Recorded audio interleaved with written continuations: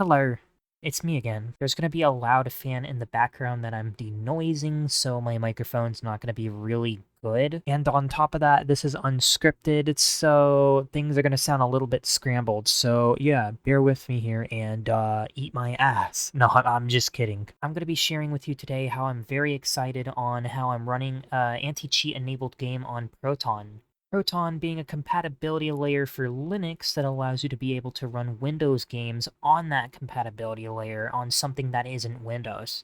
You know, so we don't have to bow down to the goons at Microsoft. You know, the ones that decide it's okay to put ads in a completely paid operating system, especially in your own file browser. Seriously, who was thinking of this? It's like Mr. Krabs charging $1 per footstep, and all that money is going towards shoving magazine ads in your face. It's extremely anti-consumer because we are already paying for something and getting some other monetized crap injected into our experience. I know, that's a really terrible analogy, but I could not come up with any other analogy besides that one. But whatever, it's not the point of the video anyways. The point of the video is the fact that I can even run Apex Legends at all on Proton.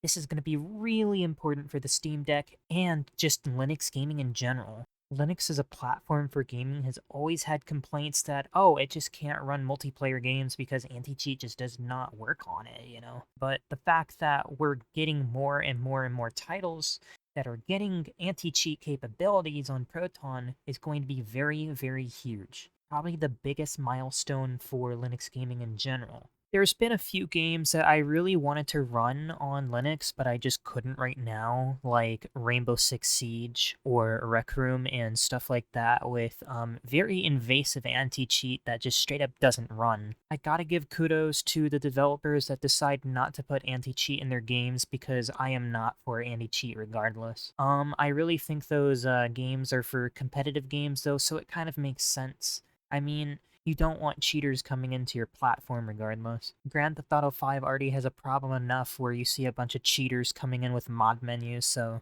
I love the one where they have the infinite money glitch. Now, I just really wish you could do that in real life, but unfortunately money doesn't grow on trees, and if they did, then the entire world would deal with a Jerome Powell situation. The US Mint really loves that infinite money glitch. They sure do it in real life. As soon as more and more multiplayer games get enabled, I'll buy them. I'll straight up fucking buy them because I've always avoided those games with heavy anti-cheat because, I just couldn't play them on my favorite operating system. I couldn't play it on the Penguin. No more EAC thinking that you're breaking the law because you love penguins. Nobody should be discriminated if they love penguins as a zoo animal, we get it. PETA's gonna come after me for that one. Now, I'm really, really excited about the Steam Deck. I have one pre-ordered right now. I get mine in April. Now, I'm really, really curious if the Steam Deck is going to affect the market share of Linux, and I think it 100% will, because the Steam Deck is a console. When you give a console to the masses, they're more likely to use that platform.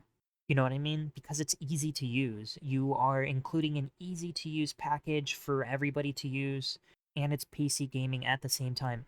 You're basically just getting everybody into PC gaming with this device.